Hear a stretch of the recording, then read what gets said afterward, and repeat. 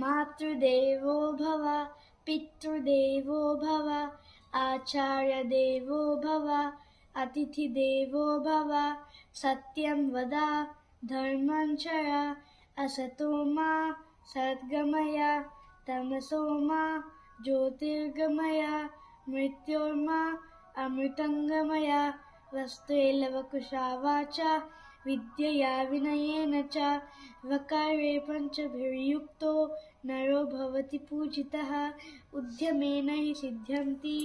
कार्यालयमलनोन्नतैः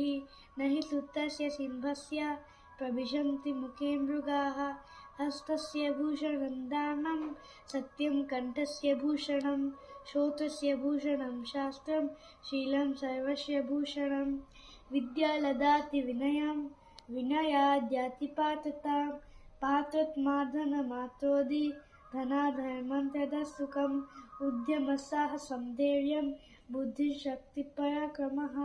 शरीरे यत्र वर्तन्ते तत्र विष्टन्ति सम्पदः। धन्यवाद।